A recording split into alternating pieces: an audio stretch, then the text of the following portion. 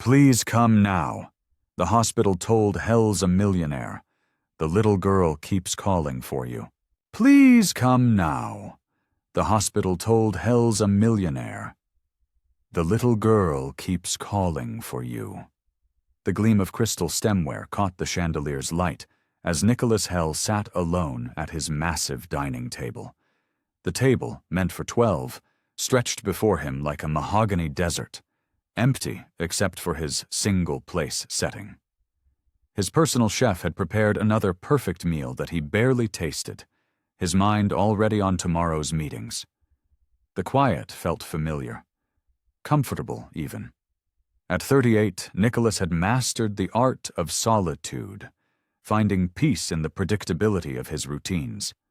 His fork clinked against fine china as he mechanically worked through his dinner, the sound echoing through the cavernous dining room of his mansion.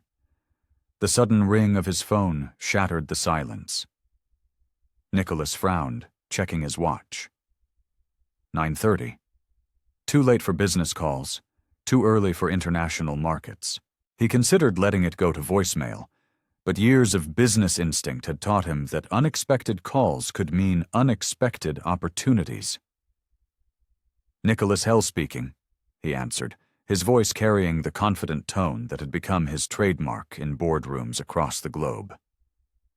Mr. Hell, a woman's voice, professional but urgent. This is Nurse Matthews from Mount Sinai Hospital. I apologize for calling so late, but we have an unusual situation. Nicholas's grip tightened on his fork. Hospitals never called with good news. We have a patient here, a little girl named Emma. She's been in a coma for several months, but... The nurse paused, and Nicholas could hear the uncertainty in her voice. She's been calling your name, Mr. Hell, repeatedly. The fork slipped from his fingers, clattering against the plate. There must be some mistake, he said, pushing back from the table. I don't know any children. Sir, I understand this is unexpected, but she's been quite insistent. In her unconscious state, she keeps saying, Nicholas Hell. The doctors think it might be important for her recovery if you could visit. Nicholas ran a hand through his dark hair, his mind racing through his contacts, his business dealings, searching for any connection to a child named Emma. Nothing surfaced. How old is she? He asked, already walking to his study where he kept his laptop. 6 years old, Mr. Hell. She's been with us for 4 months now. 6 years old. The age hit him like a physical blow, though he couldn't say why. And you're certain she's asking for me specifically? Yes, sir. As I said, she's been quite clear, despite her condition. Nicholas found himself staring at his reflection in the study's window. The successful businessman looking back at him seemed suddenly unfamiliar. I'll come, he heard himself say, the words emerging before he'd fully decided. Give me 30 minutes. The drive to Mount Sinai passed in a blur of streetlights and questions. His Mercedes purred through the nearly empty streets, while his mind churned with possibilities. Could this be some elaborate scheme? A ploy for money? But something about the nurse's voice, the urgency in her tone, had seemed genuine. The hospital's bright fluorescent lights assaulted his eyes as he followed Nurse Matthews through sterile corridors. The antiseptic smell brought back unwanted memories of his last hospital visit, years ago, when he'd lost someone important. He pushed the thought away. Here we are, the nurse said softly, stopping outside room 412. She's just through here. Nicholas stepped into the room, and his breath caught in his throat. The little girl looked tiny in the hospital bed, surrounded by beeping machines and tubes. Her pale face was partially obscured by an oxygen mask, her dark hair spread across the white pillow like spilled ink. Something about her features tugged at his memory, but he couldn't place it. As he stood there, feeling awkward and out of place in his expensive suit, Emma stirred. Her small fingers twitched on the blanket, and her lips moved behind the mask. Nicholas leaned closer, drawn by an inexplicable force. "Nicholas," she mumbled, the word barely audible above the steady beep of the heart monitor. "Nicholas Hell." Nicholas returned to Mount Sinai Hospital the next morning, his usual confident stride replaced by hesitant steps. The morning sun filtered through the hospital's large windows, casting long shadows across the sterile hallways. He'd barely slept, Emma's voice echoing in his mind throughout the night. Dr. Sarah Chen met him in the hospital's consultation room, a small space with warm beige walls that did little to soften the institutional feel. She carried a thick medical file, her expression professional but kind. "Mr. Hell, thank you for coming back," she said, gesturing to one of the chairs. "I understand this must be confusing for you." Nicholas sat down, his expensive suit creasing slightly. "I need to understand what's happening here. Why is this child calling for me?" Dr. Chen opened the file, revealing a photograph of a woman Nicholas hadn't seen in years. His heart stopped for a moment.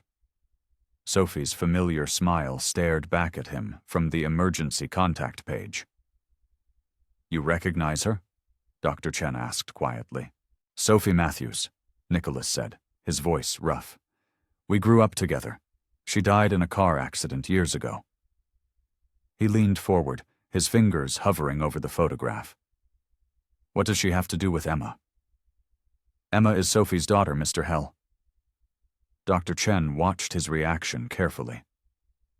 "According to our records, Sophie listed you as Emma's emergency contact, though the paperwork was never fully processed due to some clerical errors." Nicholas fell back in his chair, the air leaving his lungs in a rush. Sophie had a daughter. The timeline spun in his head. Emma was 6, which meant Sophie must have been pregnant when... "That's impossible," he muttered, more to himself than to Dr. Chen. "Sophie would have told me." "Emma was brought to us 4 months ago with severe pneumonia, Doctor," Chen continued, her voice gentle but matter-of-fact. "The infection triggered a series of complications, leading to her current comatose state. However, her brain activity has been remarkably strong, especially when we mention your name." Nicholas rubbed his temples, trying to process this information. "But how does she even know who I am? If Sophie—" He couldn't finish the sentence. Dr. Chen flipped through more pages in the file. "We don't fully understand it ourselves.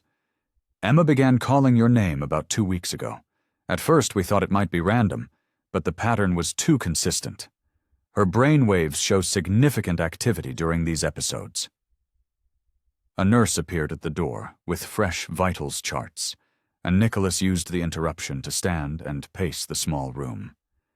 His mind raced with memories of Sophie, their shared childhood, the way she'd disappeared from his life gradually, the news of her death that had reached him too late for even a goodbye.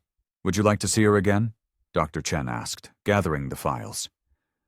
Nicholas nodded, following her to Emma's room.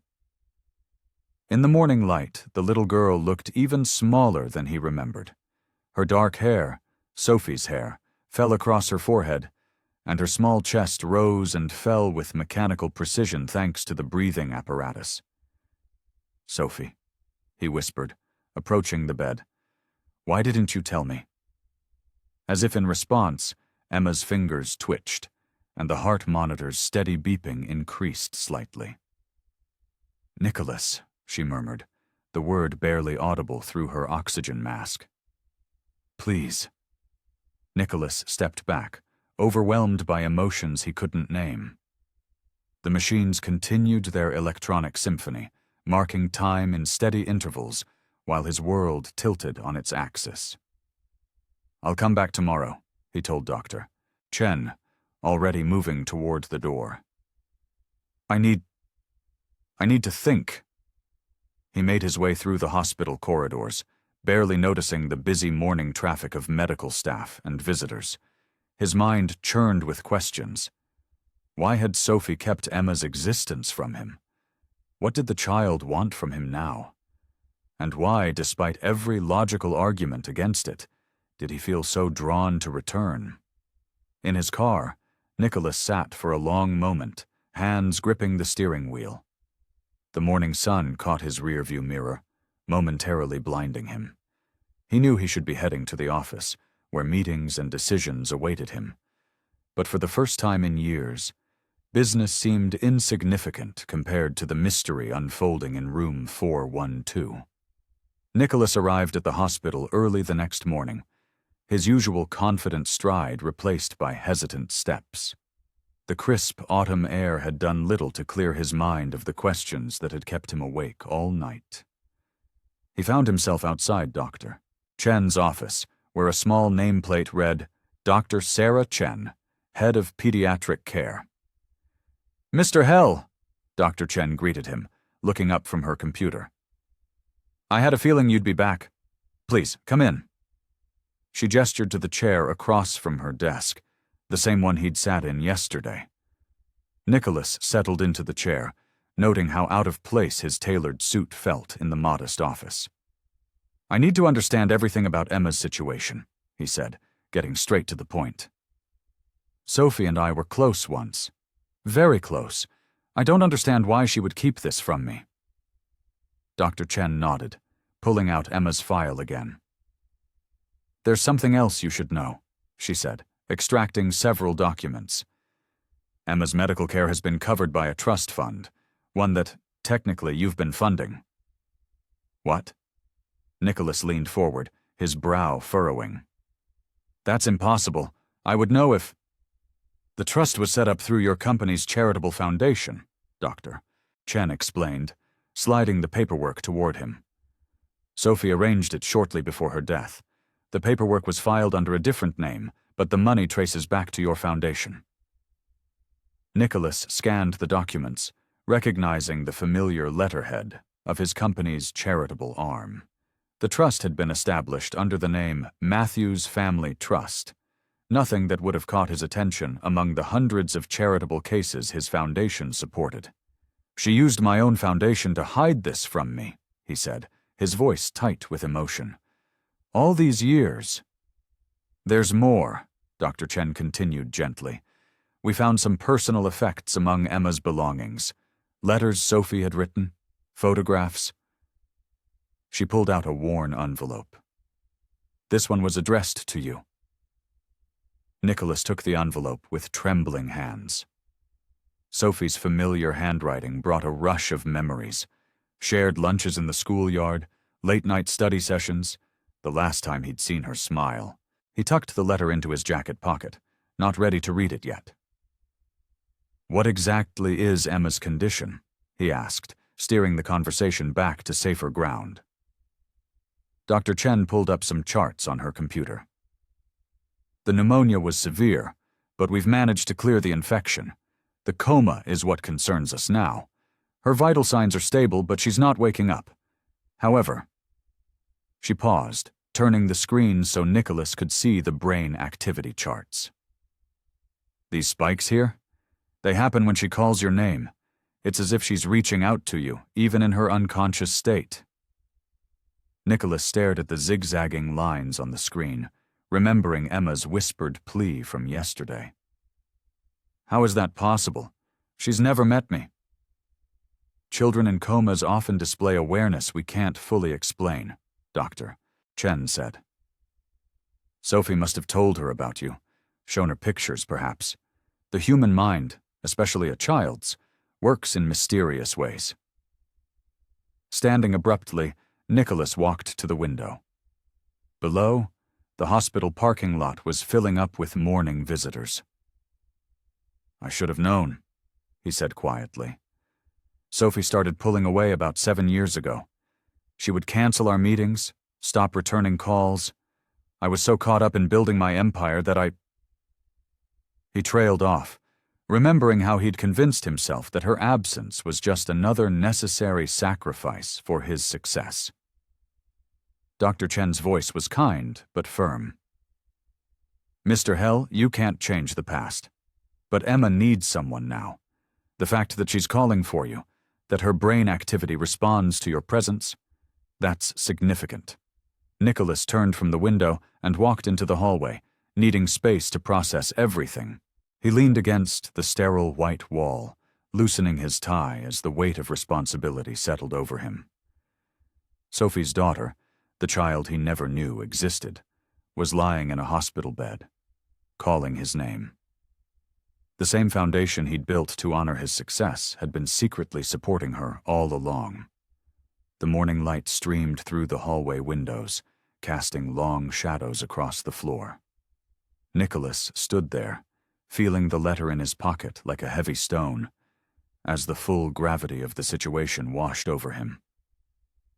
Nicholas adjusted his tie as he walked down the now familiar hospital corridor. 5 days had passed since he'd learned about Emma, and each visit left him more unsettled than the last. The antiseptic smell no longer bothered him as much, and the nurses greeted him with knowing smiles. "Good morning, Mr. Hell," Sarah, Emma's regular nurse, said as he approached. "She's been restless today, but she always settles when you're here." Nicholas nodded, stepping into Emma's room. The morning light filtered through the thin curtains, casting a soft glow on her small form. The steady beep of monitors had become a strange comfort to him, a reminder that she was still fighting. He settled into the chair beside her bed, placing his briefcase on the floor. "Hello, Emma," he said softly, his voice gentler than it had ever been in board meetings. The letter from Sophie still sat unopened in his desk drawer at home. He couldn't bring himself to read it yet. "Nicholas." Emma's whisper was barely audible, but it made his heart skip. The doctors had explained that coma patients sometimes spoke, that it didn't necessarily mean anything. But the way she said his name, with such certainty. He found himself reaching for her tiny hand, careful of the IV line. Her fingers were warm, delicate like bird bones. "I'm here," he said, surprising himself with the words. The monitors showed a slight change in her brain activity, those same spikes Dr. Chen had pointed out. Nicholas watched the green lines dance across the screen, evidence of their inexplicable connection. A memory surfaced, Sophie laughing as they shared ice cream after class, her eyes bright with secrets he now understood. Had she already known then? Had she been trying to tell him? "Mr. Hell?" Sarah entered with Emma's morning medications. "Would you like some coffee? You've been here for almost 2 hours." Nicholas blinked, startled. He hadn't realized how much time had passed. Usually he scheduled these visits between meetings, efficient 15-minute check-ins that fit neatly into his calendar.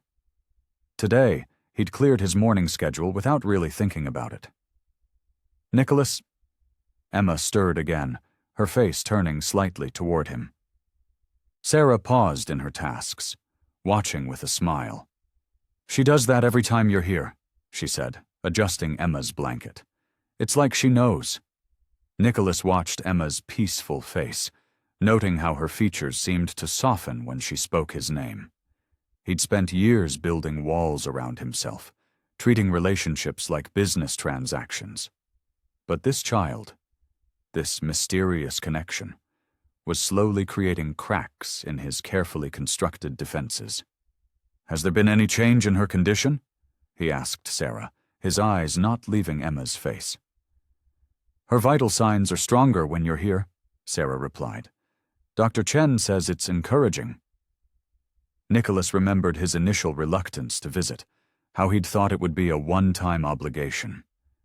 Now these visits had become the most important part of his day. He found himself thinking about Emma during meetings, wondering if she was comfortable, if she was calling for him. Emma's fingers twitched in his hand, and he instinctively tightened his grip slightly. "I'm here," he repeated, the words feeling more natural now. The morning light had shifted, creating patterns on the hospital floor. Nicholas watched Emma sleep, struck by how small she looked in the big hospital bed. Something protective stirred in him, an unfamiliar feeling that both unsettled and grounded him. Sarah quietly finished her tasks and left them alone. Nicholas sat there, holding Emma's hand as the morning passed around them. For the first time in years, his phone remained untouched in his pocket, his emails unchecked, his meetings unscheduled. None of it seemed as important as the gentle rise and fall of Emma's chest, the soft whisper of his name on her lips, the warm weight of her small hand in his. Nicholas sat on a park bench near the hospital, the same park where he and Sophie used to meet after classes 20 years ago. The autumn air carried the same crispness he remembered from those days, when life seemed simpler and full of possibility. He pulled out his wallet, removing a worn photograph hidden behind his credit cards. Sophie's smile beamed back at him, her dark hair caught in the wind during their graduation day. She wore that yellow dress she loved, the one that made her look like sunshine personified. "Why didn't you tell me?" he whispered to the photo, his throat tight with emotion.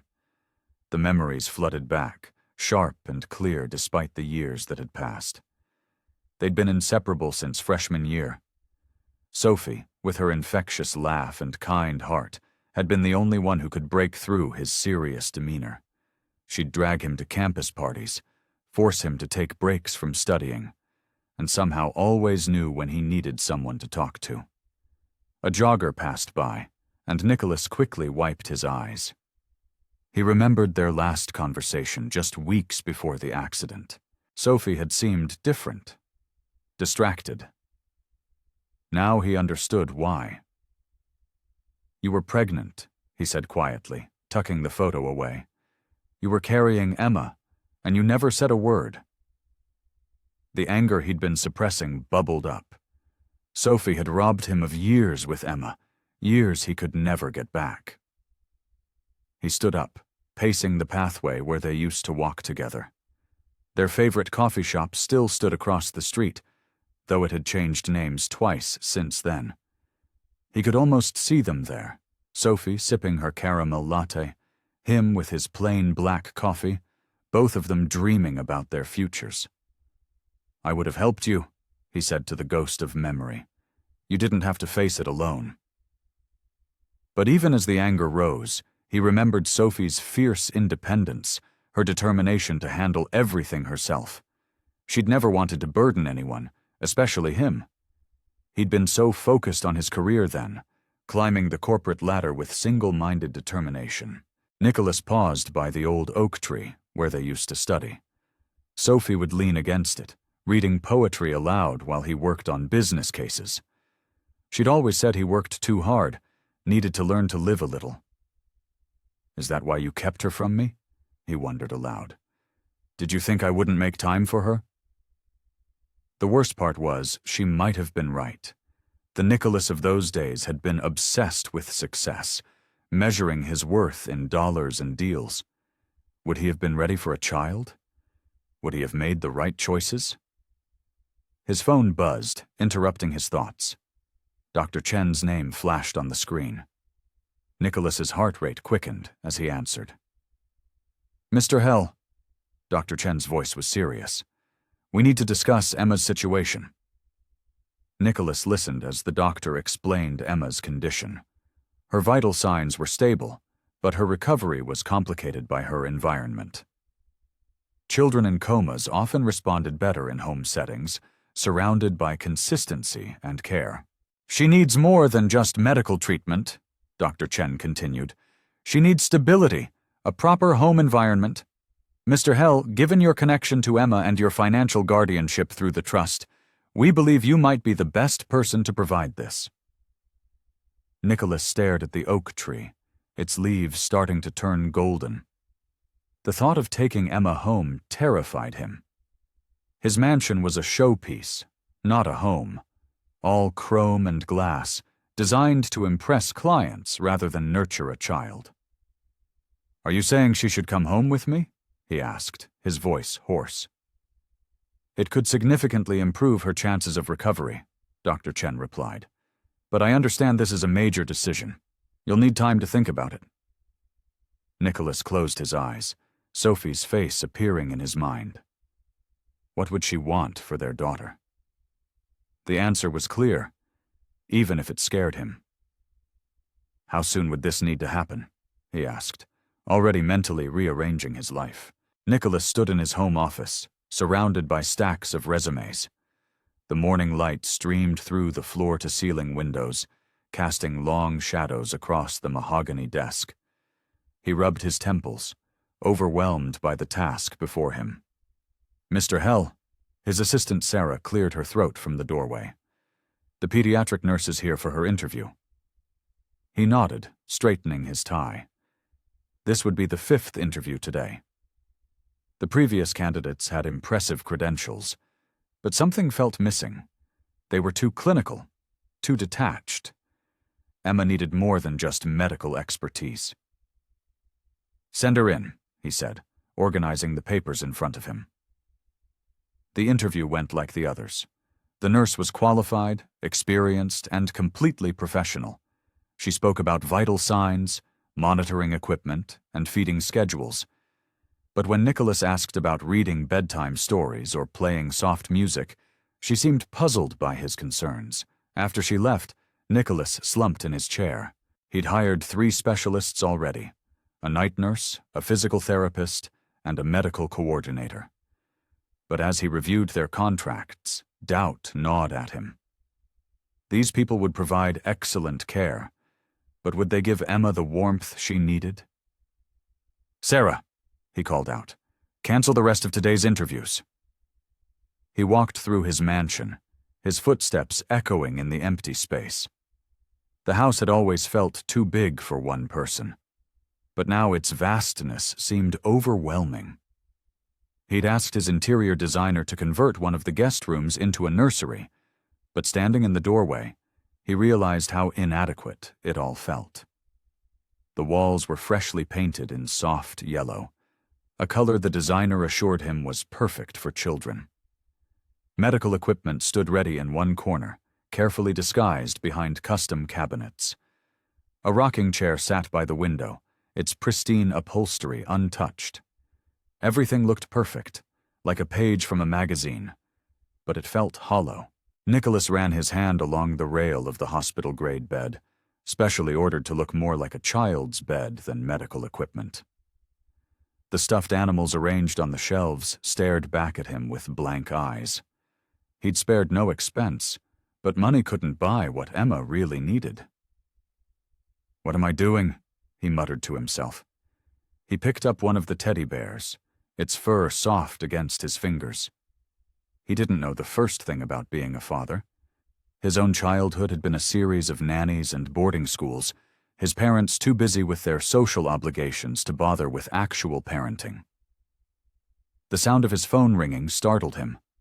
It was Dr. Chen, calling with the final arrangements for Emma's transfer. "We can move her tomorrow," the doctor said. "The medical team you've hired is more than qualified. But Mr. Hell, remember what we discussed. Emma needs more than just medical care." Nicholas ended the call and sank into the rocking chair. Tomorrow, in less than 24 hours, he would be responsible for a little girl's life. The thought made his chest tight with anxiety. He looked around the room again, seeing it through new eyes.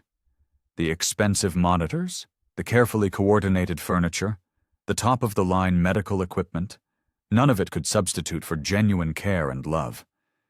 He'd approached this like a business problem, throwing money and professionals at it.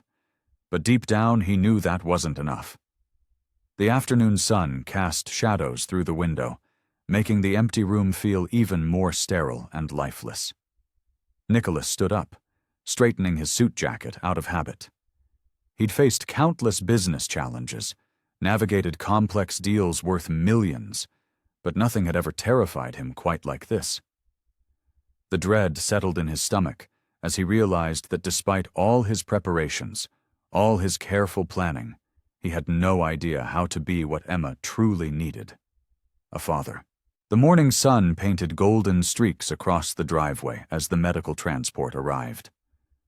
Nicholas watched from the front steps as two nurses carefully wheeled Emma's stretcher from the ambulance. Her small form looked even tinier against the mansion's imposing facade. "Right this way," he said, leading them through the grand foyer. His voice echoed off the marble floors and high ceilings, emphasizing the emptiness of the space. The medical team moved efficiently, transferring Emma to her new bed while checking vital signs and adjusting equipment. Nicholas stood back, hands in his pockets, feeling useless as they worked. The head nurse, Marie, explained each monitor and medication schedule, but her words blurred together in his mind. "Mr. Hell?" Marie touched his arm gently. "Are you following all this?"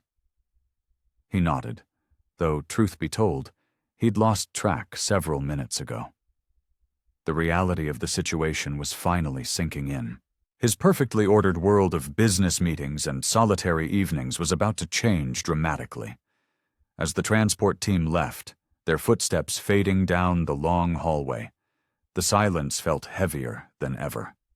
The tick of the antique grandfather clock echoed through the house, counting seconds that suddenly seemed more significant. Nicholas approached Emma's bed slowly. She looked peaceful, her chest rising and falling steadily.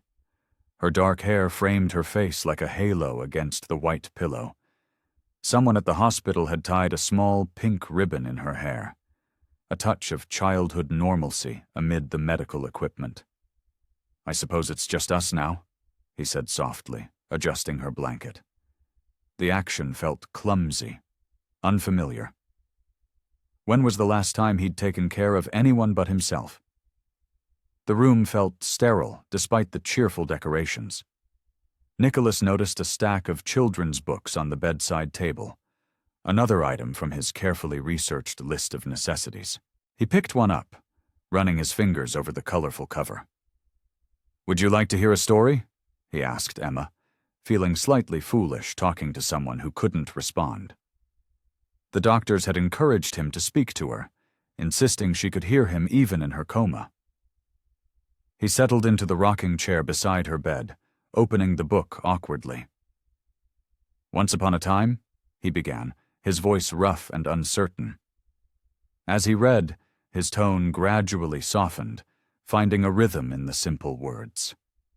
Halfway through the story, he noticed Emma's fingers twitching slightly, a response the doctors had mentioned might happen.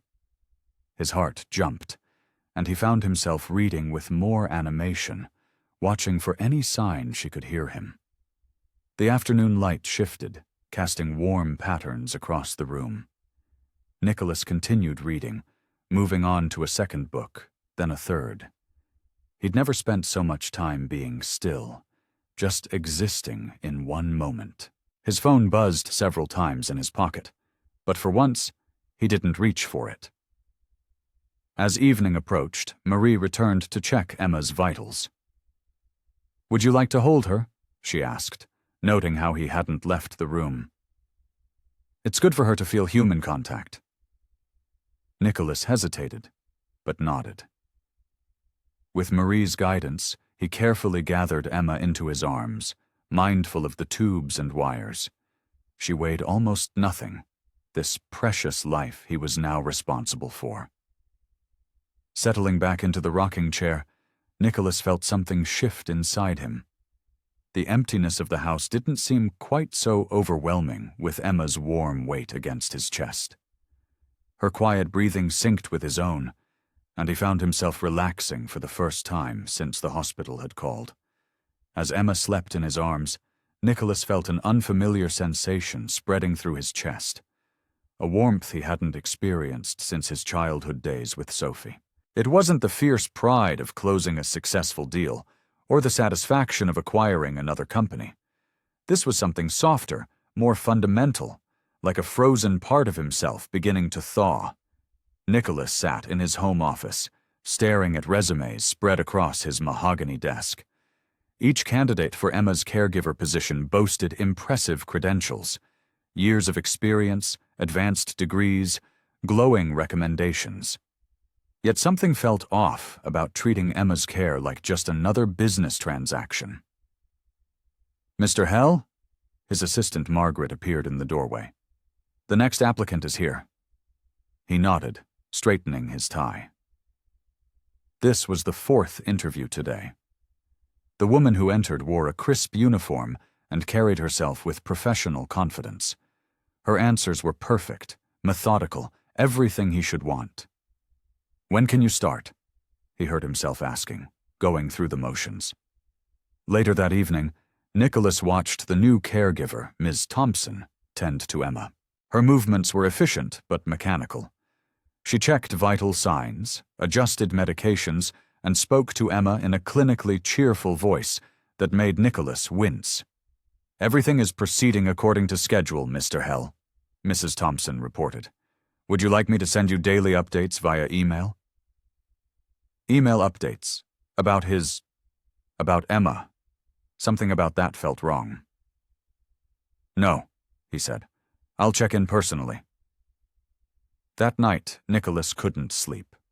He wandered the halls of his mansion, eventually finding himself in Emma's room. Ms. Thompson had gone to the guest suite, leaving them alone. The medical equipment hummed softly in the darkness. "Hey," he whispered, settling into the chair beside her bed. "I'm not very good at this, am I?" Emma's small hand lay on top of the covers. After a moment's hesitation, he reached out and held it. Her fingers were warm, alive. Not at all like the cold statistics and reports he was used to dealing with. Days passed. Nicholas found himself spending more time in Emma's room, working on his laptop while she slept. He started telling her about his day, awkward at first, then with growing ease. Sometimes he'd catch himself watching her breathe instead of reviewing contracts. Ms. Thompson was perfectly competent, but her presence felt intrusive. She treated Emma like a patient, not a child, not someone's daughter. The thought startled Nicholas. When had he started thinking of Emma that way? One afternoon, he came home early from work. The mansion was quiet except for soft music coming from Emma's room. He recognized the melody. It was an old lullaby his mother used to sing. Standing in the doorway, he watched Ms. Thompson mechanically straightening Emma's already neat room. Emma lay still, as always, but something seemed missing. The warmth he'd begun to feel in this room was absent.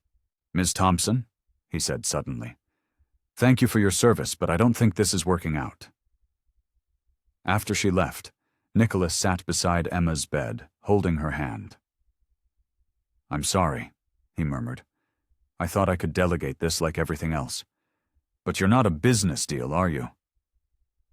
He started reading to her himself, learning her medication schedule, working from her room instead of his office. It wasn't easy. He made mistakes, forgot things, felt completely out of his depth. But it felt right. A week later, he was reading one of her favorite stories, doing silly voices for each character. He felt foolish, but something told him to continue.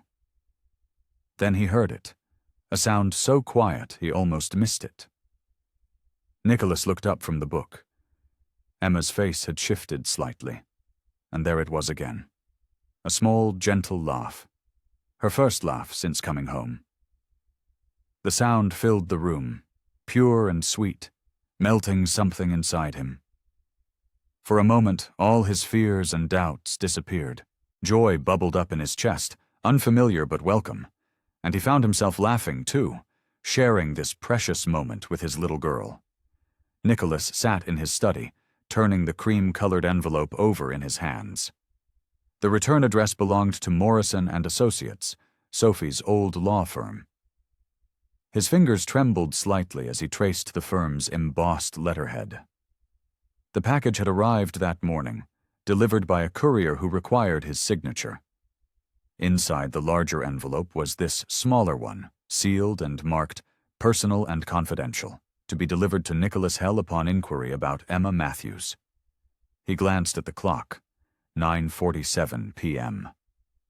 Emma was asleep upstairs, her breathing monitored by the quiet beeping of medical equipment. The mansion felt especially silent tonight, as if holding its breath. "What were you hiding, Sophie?" he whispered, studying the envelope. Their friendship had been deep, built on years of shared memories and trust, or so he'd thought. First Emma's existence, now this letter. How many more secrets had she kept? Nicholas reached for the crystal tumbler on his desk, taking a slow sip of scotch. The familiar burn did nothing to calm his nerves.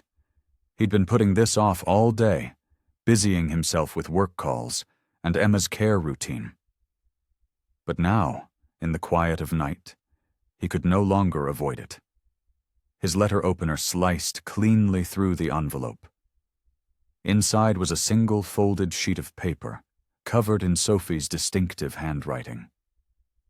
The sight of it made his chest tighten.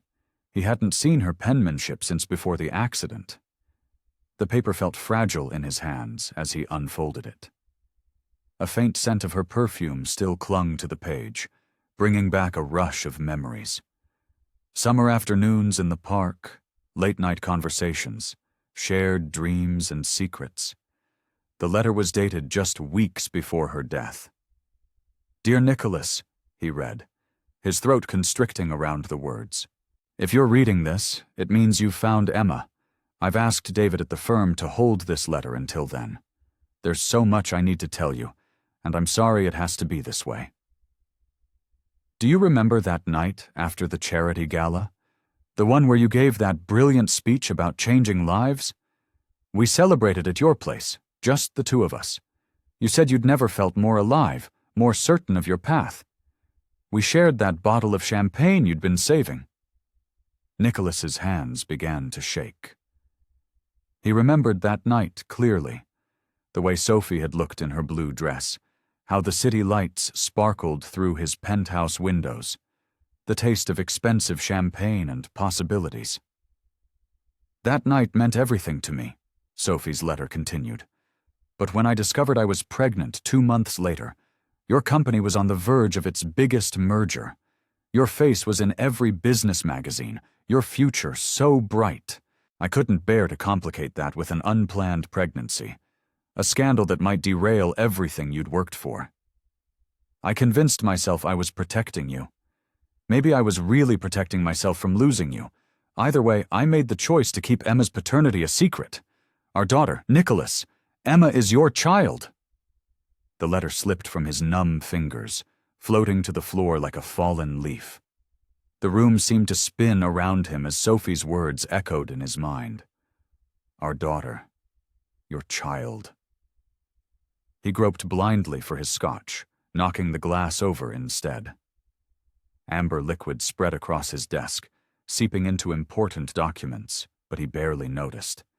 His chest felt too tight, each breath a struggle. All this time, all these years. The little girl sleeping upstairs, his daughter, his and Sophie's. The truth crashed over him in waves, each realization hitting harder than the last. Emma's trust fund, her mysterious connection to him, the way she called his name in her sleep. Nicholas slumped forward, burying his face in his hands. The magnitude of Sophie's secret, the years lost, the weight of responsibility, it all pressed down on him at once. Upstairs, his daughter, slept on, unaware that her world, like his, had just shifted forever. Nicholas staggered to the leather armchair in his office, Sophie's letter crumpled in his fist. The room felt too small, too confined, despite its generous proportions. Moonlight filtered through the floor-to-ceiling windows, casting long shadows across the polished hardwood floors. He pressed his fingers against his temples, trying to steady the rush of thoughts flooding his mind. Every memory of Sophie now held a different weight, tainted by the knowledge she'd kept hidden.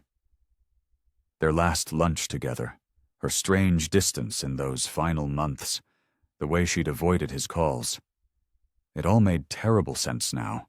"Damn it, Sophie," he whispered hoarsely. "Why didn't you trust me?" The bottom drawer of his desk held a bottle of 30-year-old scotch he'd been saving for a special occasion. He yanked it open with more force than necessary, not bothering with a glass, as he took a long pull directly from the bottle. The liquid burned his throat, but it couldn't match the fire of betrayal in his chest. His eyes fell on a framed photo on his desk, Sophie at their college graduation, her arm thrown around his shoulders, both of them laughing at some forgotten joke. He slammed the frame face down, unable to look at her smile anymore. The sound of soft footsteps in the hallway made him freeze. Martha, Emma's night nurse, passed by his office door, checking on her patient. Emma. His daughter.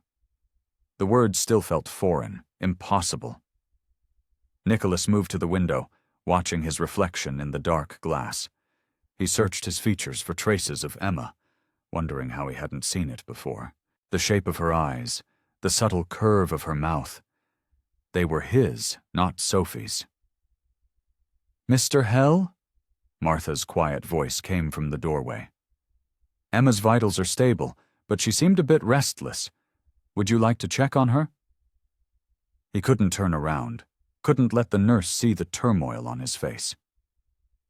"Thank you, Martha. I'll be up shortly." When her footsteps faded, Nicholas pressed his forehead against the cool glass. 6 years. He'd lost 6 years with his daughter.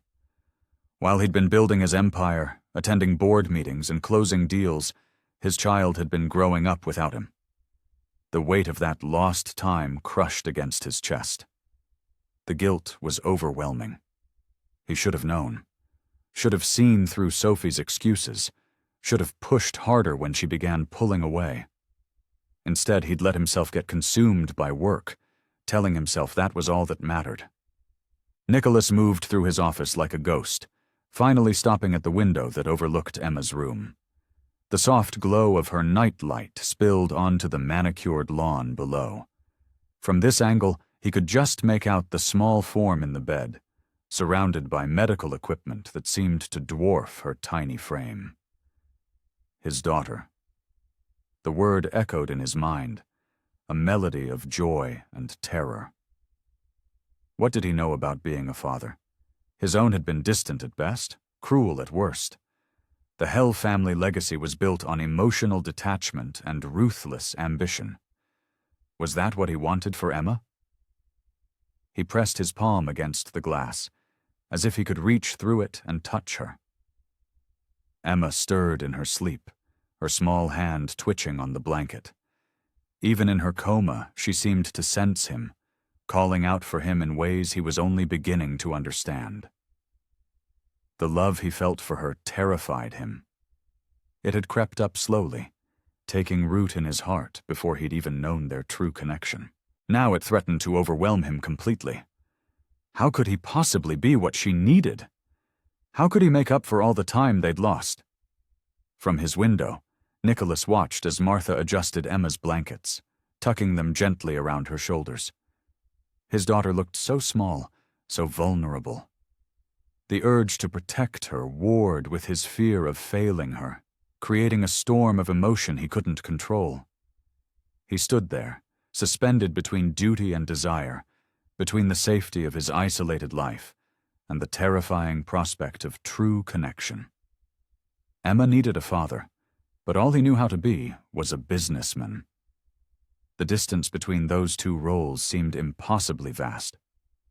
Nicholas stood at his office window, the morning light casting long shadows across the floor. The sound of the front door opening echoed through the mansion, followed by Martha's familiar footsteps. He didn't turn around when she entered his office, keeping his eyes fixed on the garden where gardeners meticulously trimmed the hedges, maintaining perfect order, just as he'd always done with his life until now. "You haven't been to see Emma this morning," Martha said, her tone gentle but firm. She'd known him long enough to skip the pleasantries. "The nurses said you've been avoiding her room since yesterday afternoon." Nicholas's jaw tightened. "I've been busy with work." "Work?" Martha moved closer, her reflection appearing beside his in the window glass. Or are you hiding from that letter I saw on your desk? He turned sharply, fixing her with a hard stare. That's none of your business. Oh, but it is. Martha settled herself in one of the leather chairs, smoothing her practical nurse's uniform. I've known you since you were Emma's age, Nicholas. I was there when you and Sophie would spend summers together, plotting your grand adventures, and I was there when she died. Then why didn't you tell me? His voice cracked. You must have known about Emma. Martha's face softened. It wasn't my secret to tell. Sophie made her choice out of love. Love? Nicholas barked out a harsh laugh. She lied to me for years. She denied me the chance to know my own daughter. She was protecting you both, Martha said. You were building your empire, becoming the man you thought you needed to be. Sophie knew what a scandal would do to your reputation, your business. That wasn't her decision to make? Nicholas slammed his hand down on the desk, making the frame he'd turned face down earlier rattle. Martha didn't flinch. Instead, she reached over and righted the photo, Sophie's smiling face once again visible. No, it wasn't. But she made it out of love, Nicholas.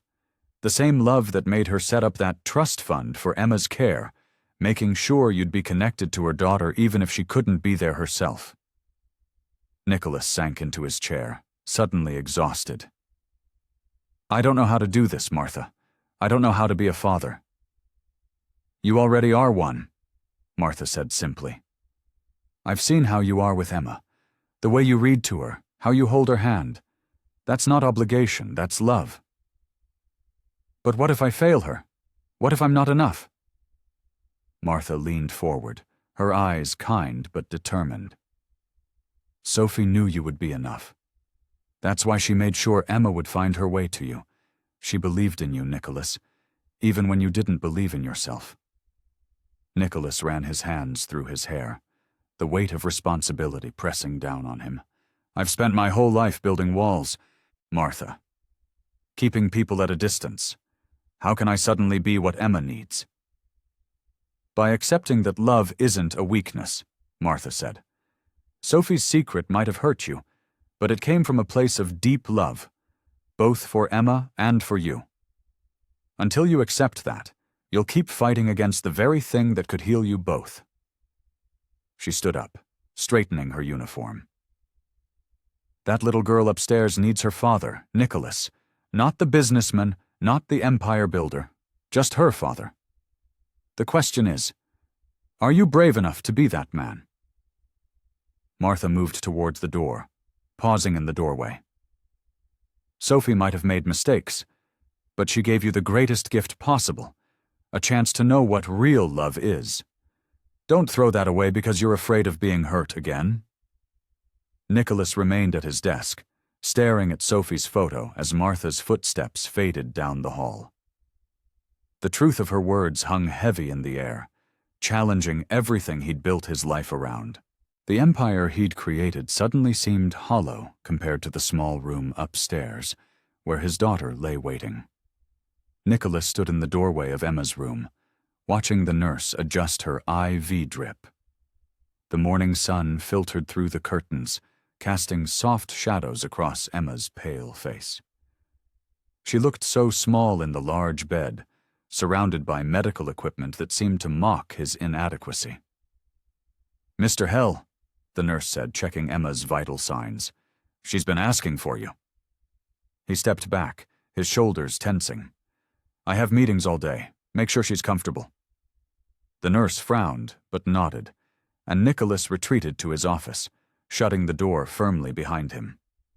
The stack of paperwork on his desk provided a welcome distraction from the turmoil in his chest. Hours passed as he buried himself in contracts and spreadsheets, ignoring the occasional knock from house staff. By evening, his secretary's voice crackled through the intercom. Mr. Hell, the night nurse wants to know if you'll be reading to Emma tonight. Nicholas stared at the phone, his hand hovering over the button.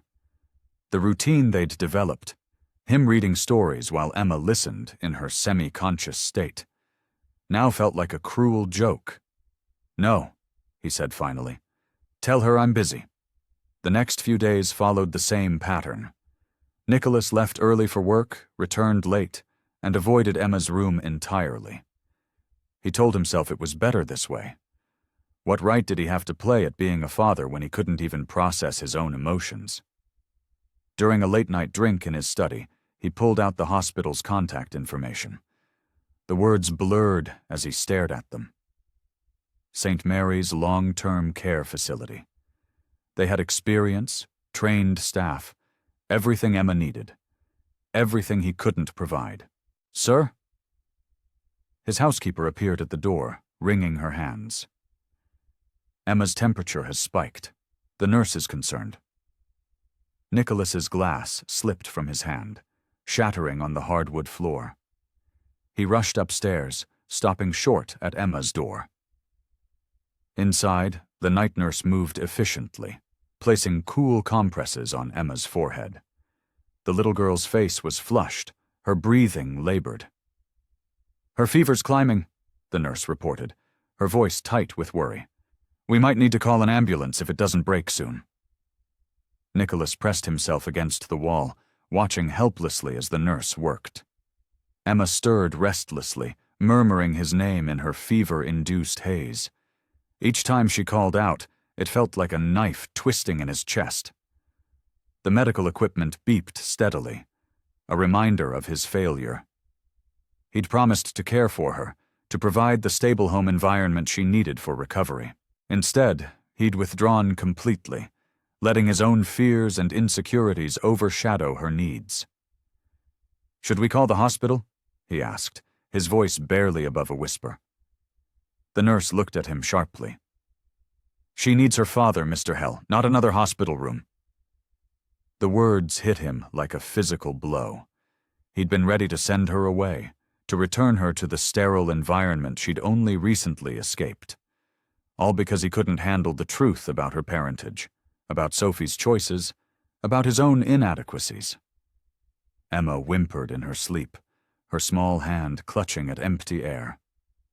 Nicholas remained frozen in the doorway, torn between his instinct to run and the crushing weight of his responsibility. The nurse continued her work, each efficient movement highlighting his own uselessness. The monitors showed Emma's rising temperature, and Nicholas's guilt intensified with each degree. He'd failed her, just as he'd failed Sophie by never noticing her pregnancy, by being too focused on his career to see what was happening right in front of him. I'll call Dr. Peterson, the nurse said, reaching for the phone. Her fever's getting dangerously high. Nicholas nodded numbly, unable to offer any better solution. He watched as Emma struggled in her sleep, her condition deteriorating because he'd been too wrapped up in his own emotional turmoil to be the father she needed. The weight of his failure pressed down on him, making it hard to breathe in the suddenly too small room. Nicholas stood at his office window, watching rain streak down the glass. The past few days had been a blur of worry and self-doubt as Emma's condition worsened. He barely registered the knock at his door. Still hiding in here, I see. The familiar gravelly voice made Nicholas turn. Richard Maxwell, his former mentor and longtime family friend, stood in the doorway. The older man's silver hair was damp from the rain, but his keen eyes were as sharp as ever. Richard, I wasn't expecting... Clearly. Richard stepped into the office, surveying the scattered papers and empty coffee cups. Your housekeeper called me. She's worried about you. More importantly, she's worried about Emma. Nicholas sank into his leather chair, running a hand through his disheveled hair. I'm not cut out for this, Richard. I can't be what she needs. And what exactly do you think she needs? Richard settled into the chair across from him, his expression stern but compassionate. A real father. Someone who knows what they're doing. Someone who... Someone perfect? Richard interrupted. Because that person doesn't exist, Nicholas. Every parent learns as they go. Even Sophie didn't have all the answers. The mention of Sophie made Nicholas flinch. Sophie kept her from me. She didn't trust me with the truth. Richard leaned forward, his voice softening. Is that what you think? Sophie trusted you more than anyone in the world. She left Emma's care in your hands, set up that trust fund in your name. Then why didn't she tell me? The question that had been haunting Nicholas burst out. Why keep it secret? Because she knew you, Nicholas, better than you know yourself. Richard pulled an envelope from his jacket. She gave me this years ago, asked me to hold on to it until the time was right. I think that time is now. Nicholas stared at the envelope, his name written in Sophie's familiar handwriting. With trembling fingers he opened it and began to read. Dear Nicholas, if you're reading this, then you know about Emma. I know you're probably angry with me, and you have every right to be. But please understand, I kept this secret not because I didn't trust you, but because I knew you weren't ready. You were just starting to build your empire, focused entirely on proving yourself to the world. A child would have derailed everything you'd worked for, and you would have given it all up out of duty. I couldn't let you sacrifice your dreams that way, but I also knew that someday you would be ready. That's why I made sure Emma would find her way to you when the time was right. Because beneath all those walls you've built, there's so much love waiting to be given. Emma needs that love, Nicholas. She needs you. Don't let your fear of failing keep you from being the father I know you can be. You don't have to be perfect. You just have to be there. With love always, Sophie. The letter trembled in Nicholas's hands. Richard watched him quietly, letting the words sink in. She believed in you, Richard said softly. Even then, she knew you had it in you to be an extraordinary father. She just wanted you to find your way there on your own terms. Nicholas stood, walking back to the window. Emma's room was visible from here, warm light spilling from its windows into the rainy darkness. I've been so focused on my own guilt, my own inadequacies. I've been letting her down, haven't I? It's not too late to change that, Richard said, joining him at the window. Emma needs you now, more than ever. Stop hiding behind your fears and be the father she deserves. Nicholas thought of Emma calling his name in her fever, reaching out for comfort he'd been too afraid to give. Sophie had trusted him with their daughter's future, believed in his capacity to love and nurture her. He couldn't let either of them down. I don't know how to do this, he admitted quietly. Nobody does, at first, Richard replied. But you learn. You show up, you try your best, and you love them with everything you have. That's all any parent can do. Nicholas straightened his shoulders, feeling something shift inside him. The fear was still there, but it no longer paralyzed him. Instead, it fueled his determination to do better, to be better, for Emma. I need to see my daughter, he said firmly. Nicholas sat beside Emma's bed, her small hand held gently in his. The morning sun streamed through the windows, casting a warm glow across her peaceful face. Gone was his usual pristine suit. Today he wore a comfortable sweater and casual pants, clothes better suited for the activities he had planned. Good morning, sweetheart, he said softly, brushing a strand of hair from her forehead. I thought we might try something different today. He reached for the book on her nightstand. The Secret Garden, one of Sophie's favorites. The nurses had suggested reading might help stimulate Emma's mind, even in her semi-conscious state.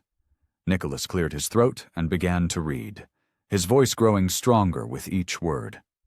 When Mary Lennox was sent to Misselthwaite Manor to live with her uncle, everybody said she was the most disagreeable-looking child ever seen.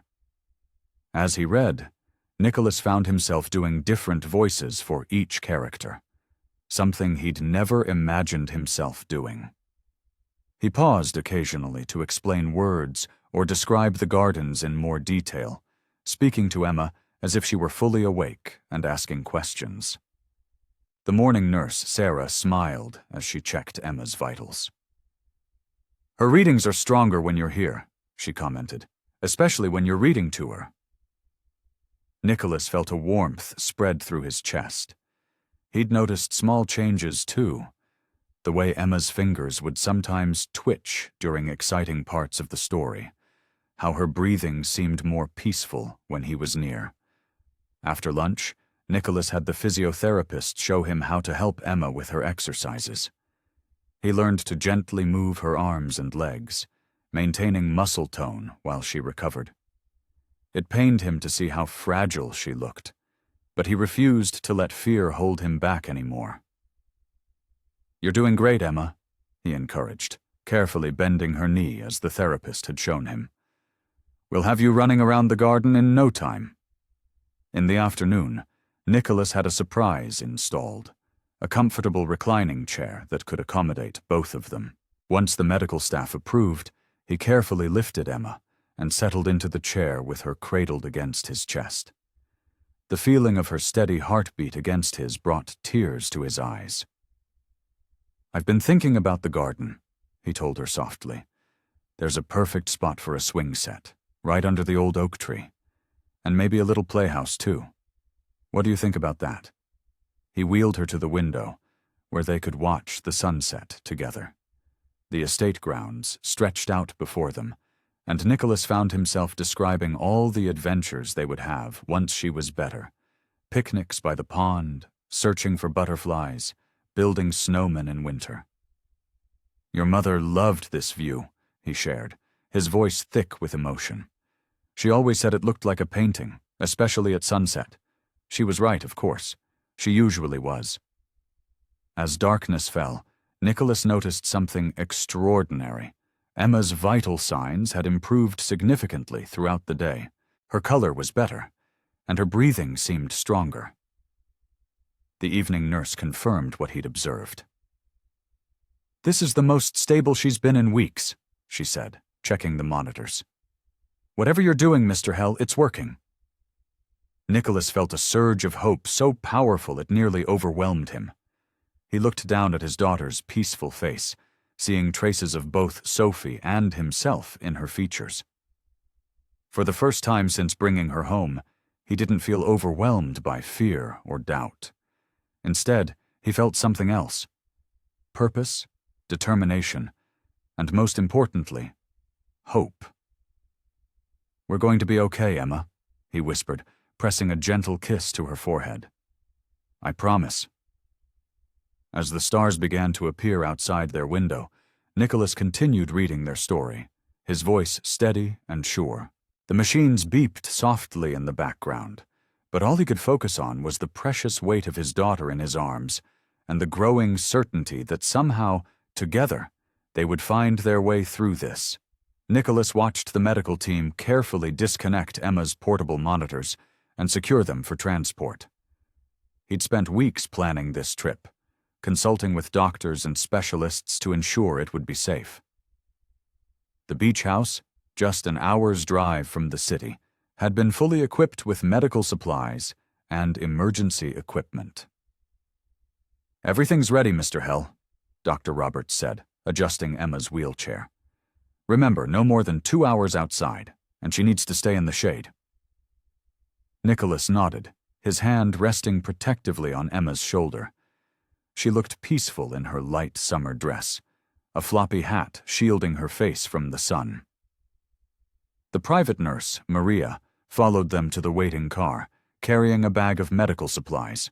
The drive was smooth, with Nicholas constantly checking the rearview mirror to see Emma. He'd chosen this particular Wednesday because the weather forecast promised mild temperatures and gentle breezes, perfect conditions for Emma's first outing. "Look, sweetheart," he said as they approached the coast. "Can you smell the ocean?" He rolled down the windows slightly, letting the salty air fill the car. Emma's fingers twitched, a small movement that made his heart leap. These tiny responses had become more frequent lately, each one feeling like a precious gift. At the beach house, Nicholas and Maria worked together to settle Emma on the covered porch. The view was spectacular: endless blue water meeting the horizon, white sand stretching in both directions. The private beach ensured they wouldn't be disturbed. "The tide's coming in," Nicholas explained to Emma, holding her hand. "Listen to the waves, sweetheart. Your mother loved this sound. We used to come here sometimes, just to sit and talk." He spent the afternoon describing everything to her. The seabirds wheeling overhead, the dolphins playing in the distance, the way the sunlight sparkled on the water. Maria stayed nearby, monitoring Emma's vitals, but gave them space to share these moments. When the sun began to sink toward the horizon, Nicholas carefully lifted Emma from her wheelchair and sat with her in one of the large beach chairs. He'd wrapped her in a soft blanket to protect her from the evening chill. "The sunset here is incredible," he said softly. "All those colors, orange, pink, purple. It makes the whole ocean glow." As they watched the sun's descent, Nicholas found himself reflecting on the past few months. The empty mansion that had once felt like a monument to his success now felt like a home. The hours he'd spent in board meetings and business calls had been replaced by reading stories, learning about physical therapy, and simply being present with Emma. "I never knew I could love someone this much," he confessed quietly, holding her close. "I was so scared at first, Emma. Scared of failing you, of not being the father you deserve. But now—" He paused, watching a seabird dive into the waves. "Now I can't imagine any other life." The sky turned deep purple, stars beginning to peek through the darkening canvas above them. Nicholas remembered all the times he'd sat on this same porch with Sophie, dreaming about the future. Neither of them could have predicted this moment, yet somehow it felt right. "Time to head back, Mr. Hell," Maria called gently. "Emma's temperature is starting to drop." Nicholas gathered Emma carefully in his arms, savoring these precious moments. The drive home was quiet, filled with a peaceful contentment he'd never known before. Emma slept soundly, her vital signs strong and steady. Back at the mansion, as he helped settle Emma into her bed, Nicholas felt an unfamiliar warmth in his chest. The house no longer echoed with emptiness. Instead, it seemed to embrace them, filled with the promise of more days like this one. He wasn't just caring for Emma anymore. They were becoming something he'd never dared to hope for. A family. Nicholas woke to the sound of alarms blaring from Emma's room. His heart stopped as he bolted upright, nearly falling as he scrambled out of bed. The medical monitors were screaming their warnings as he burst through her door, finding Maria already checking Emma's vitals. "Her fever's spiking," Maria said, her usual calm demeanor tense. 103.4 and rising. Emma's small face was flushed red, her breathing shallow and rapid. Nicholas reached for her hand. It felt like touching a hot stove. Sweat dampened her hair, plastering it to her forehead. "Call Dr. Roberts," Nicholas ordered, his voice cracking. "Now!" While Maria made the call, Nicholas dampened a cloth with cool water, gently wiping Emma's burning face. His hands shook as he worked, memories of their peaceful beach trip just days ago making this moment feel even more terrifying. "Sweetheart, please," he whispered, "stay strong for me." Dr. Roberts arrived within 20 minutes, but to Nicholas, it felt like hours. He paced the room, watching helplessly as the doctor examined Emma. The medical terminology they used flew over his head, something about infection markers and white blood cell counts. "She needs to go to the hospital," Dr. Roberts finally announced. "Her immune system is compromised, and this infection is aggressive." Nicholas felt the floor drop out from under him. "The hospital? But I thought, I have all this equipment here. The best care." "Mr. Hell, doctor," Roberts said firmly. "She needs intensive care that we can't provide here. The ambulance is already on its way." The next hour passed in a blur. Nicholas watched as paramedics transferred Emma onto a stretcher, carefully managing the tubes and wires that seemed to multiply by the minute. He followed the ambulance in his car, running every red light, his knuckles white on the steering wheel. In the emergency room, nurses whisked Emma away while Nicholas was left to fill out paperwork. His hands trembled so badly he could barely write. Every beep from a monitor, every rushed footstep made him jump. "I can't lose her," he muttered to himself, filling in another form. "I can't lose her too."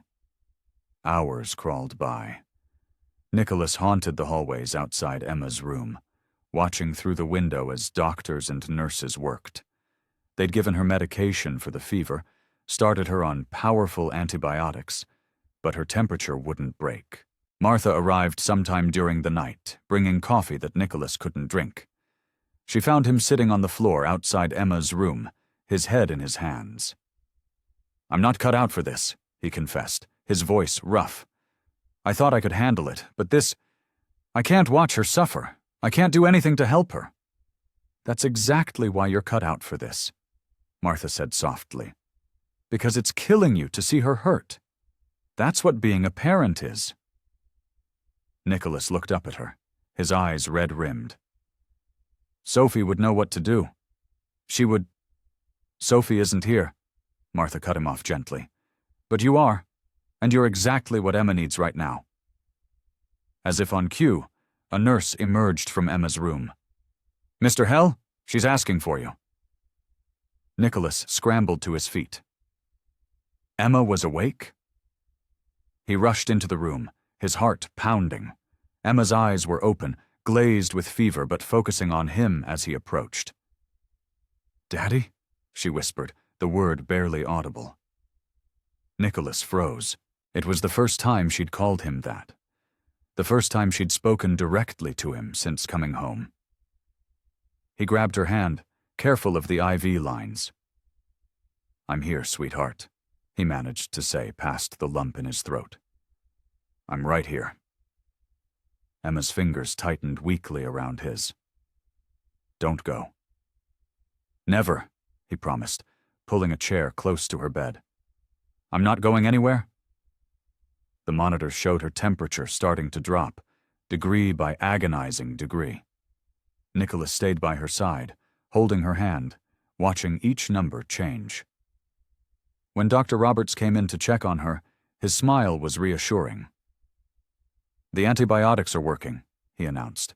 "She's stabilizing." Nicholas felt tears of relief sliding down his face. He didn't bother wiping them away, focusing instead on Emma's peaceful expression as she slept. The fear was still there, but something else was stronger. Determination. He could do this. He had to do this. Because Emma needed him, and that was all that mattered. Nicholas sat in his study, Sophie's letter spread across his mahogany desk. Moonlight filtered through the window, casting long shadows across the worn paper. He'd read these words dozens of times now, but tonight felt different. His fingers traced Sophie's familiar handwriting, remembering how she used to dot her eyes with tiny circles. "My dearest Nicholas," the letter began. He could almost hear her voice, gentle and clear. The words that had initially felt like betrayal now carried a different weight. Sophie's explanation of why she'd kept Emma's existence secret unfolded with new meaning. She'd written about his rising career, his dedication to building his empire, and her fear that an unexpected child would derail everything he'd worked for. "I couldn't bear to be the one who destroyed your dreams," Sophie had written. "You were so close to achieving everything you'd fought for. The timing was all wrong, and I convinced myself I was protecting you." Nicholas paused, remembering those years. He'd been obsessed with success, working 18-hour days, canceling plans with friends and family. Would he have been ready for fatherhood then? The truth stung. He probably wouldn't have been. "But Emma is so much like you," Sophie's letter continued. "She has your determination, your quiet strength. Sometimes when she smiles, I see you in her completely." He reached for the photograph that had been enclosed with the letter. a younger Sophie holding baby Emma. Their matching smiles radiated joy, and now he could see what Sophie meant. Emma had his eyes, his stubborn chin. "I know this secret might feel like betrayal," Sophie had written, "but please understand. Every decision I made was out of love. Love for Emma, and yes, love for you too. I've always loved you, Nicholas, even when we were just friends, even when we shared that one precious night together, and even now as I write this letter." The knot that had been sitting in his chest since first reading the letter began to loosen. Sophie hadn't kept Emma from him out of spite or manipulation. She'd made an impossible choice, trying to protect everyone she loved. Nicholas stood, walking to the window that overlooked the garden. Emma's new swing set cast long shadows in the moonlight. He remembered Sophie's final paragraphs. "If you're reading this, it means I'm no longer here to protect Emma. But I know in my heart that you'll love her as fiercely as I do. You may doubt yourself. You always did when it came to matters of the heart. But I've never doubted you. You have so much love to give, Nicholas. Please give it to our daughter." He pressed his forehead against the cool glass, letting out a long breath. The anger and betrayal he'd initially felt had transformed into something else. Gratitude. Sophie had given him the most precious gift, a chance at fatherhood, at real love, at a family. Through the window, he could see Emma's room, where a soft night light glowed. She was sleeping peacefully tonight, recovering from her recent illness. Every day she grew stronger, more vibrant, more alive. And every day he fell more in love with being her father. "Thank you, Sophie," he whispered to the quiet room. "Thank you for trusting me with her." He carefully folded the letter, sliding it back into its envelope. This time, instead of locking it away in his desk drawer, he placed it in a silver frame, one that had once held a corporate award. The letter deserved to be displayed, a reminder of Sophie's love and sacrifice. Tomorrow he would take Emma to the park. He would push her on the swings, build sandcastles, and tell her stories about her mother, about Sophie's kindness, her courage, her love. He would make sure Emma knew she came from love, was surrounded by love, and would always be loved. Nicholas straightened his shoulders, feeling a new sense of purpose. He would give Emma everything, not just material comforts, but the emotional security and unconditional love that Sophie had always known he was capable of providing. He would make sure their daughter had the best of both her parents, Sophie's compassion and his determination, her warmth and his strength. Nicholas adjusted his tie, a habit from his old life, before realizing he didn't need one today. He was staying home with Emma. The thought brought an unexpected smile to his face as he hung the silk tie back in his closet. Downstairs, Emma sat at the kitchen island, swinging her legs as she waited for breakfast. Her recovery had been remarkable. The doctors called it miraculous. Though still delicate, she grew stronger each day. "Pancakes or waffles?" Nicholas asked, rolling up his sleeves. "Pancakes." Emma's voice, though soft, carried pure joy. "With blueberries, please." He'd learned to cook for her, trading business meetings for cooking lessons. The first attempts had been disasters, burned edges, raw centers, and one memorable incident with exploding batter. But now he moved confidently through the kitchen, measuring ingredients with the same precision he once applied to contracts. "Did you know," he said, folding blueberries into the batter, "that your mother loved blueberry pancakes too?" Emma's eyes lit up. She always wanted to hear about Sophie. "Really? Really? She used to say the wild ones were best, but store-bought would do in a pinch." He poured the batter onto the griddle, watching perfect circles form. After breakfast, they followed their new morning routine. Nicholas helped Emma brush her teeth, careful to reach all the spots the dentist had shown them.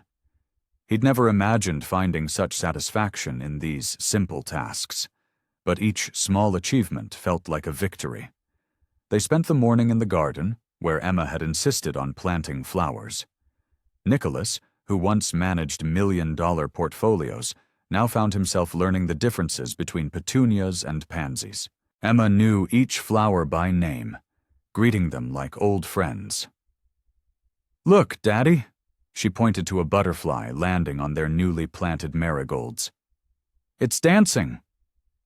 "Dancing butterflies," Nicholas mused, watching her delight. "You have your mother's imagination." They had lunch on the patio, cucumber sandwiches cut into triangles because Emma insisted they tasted better that way. Nicholas found himself agreeing. Everything seemed to taste better when shared with her. In the afternoon, while Emma napped, still needing rest to maintain her strength, Nicholas handled some work emails. But unlike before, he didn't lose himself in them. He kept one ear tuned to the baby monitor, ready to respond at the slightest sound. When Emma woke, they tackled her physical therapy exercises together. The doctors had prescribed simple movements to help regain her strength, and Nicholas turned them into games. They pretended to be different animals, stretching like cats, hopping like bunnies, reaching for stars like giraffes. "Higher, Daddy," Emma laughed as he lifted her toward the ceiling.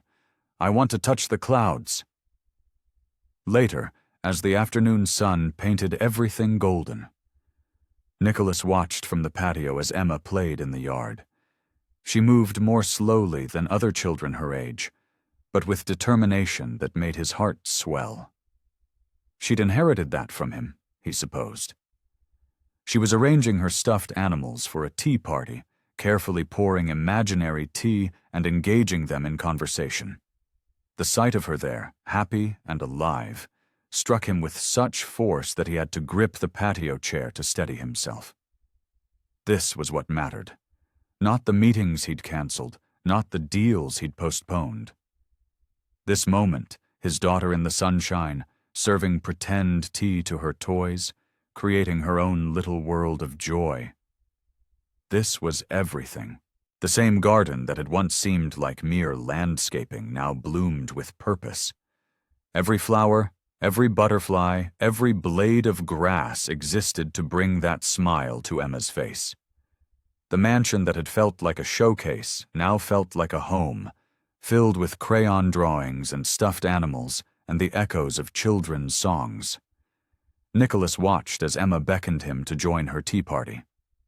She had set a place for him, complete with a tiny plastic cup and a paper doily. Without hesitation, he went to her, lowering himself onto the grass beside her miniature table. The autumn breeze rustled through the maple trees as Nicholas made his way through the cemetery gates. He carried a bouquet of white lilies, Sophie's favorites. The path to her grave was familiar now, though it had been months since his last visit. Back then, he'd come with anger and confusion weighing heavily on his heart. Today felt different. Emma was at home with Martha, having her reading lessons. She'd given him a crayon drawing to bring, a picture of butterflies and flowers that now rested atop the lilies. "For Mommy," she'd said, her eyes bright with trust and love. Nicholas found Sophie's headstone, simple yet elegant, just like her. He knelt down, brushing away fallen leaves from the marble surface. The dates carved into the stone seemed impossibly short now, but the years between had been full of meaning he was only beginning to understand. "I wish you could see her, Sophie," he said softly, placing the flowers and drawing at the base of the stone. "She has your smile, your kindness. The way she looks at the world, that's all you." A gentle wind stirred the grass around him. Nicholas settled onto the ground, not minding the morning dew that dampened his suit pants. The anger that had consumed him after reading Sophie's letter had melted away, replaced by a deeper understanding of the impossible choice she'd faced. "I used to think you didn't trust me enough to tell me about Emma," he continued, running his fingers over the engraved letters of Sophie's name. "But now I understand. You were protecting both of us, Emma and me. You knew I wasn't ready then. The man I was, he wouldn't have known what to do with such a precious gift." Birds sang in the distance, their melody carrying across the peaceful grounds. Nicholas thought about how different his life had become. The endless meetings, the late nights at the office, the cold efficiency with which he'd run his empire. It all seemed like a different lifetime. "Emma asked about you yesterday," he said, smiling at the memory. "She wanted to know if you liked to dance in the rain like she does. I told her about that summer storm, remember? When you dragged me out of my study to dance in the downpour. You said life was too short to stay dry all the time." He pulled out Sophie's letter from his breast pocket, worn now from multiple readings. The words that had once caused him such pain now brought comfort. Her explanation, her apology, her hope for their daughter's future. It all made sense now. "You were right about everything," Nicholas admitted, folding the letter carefully.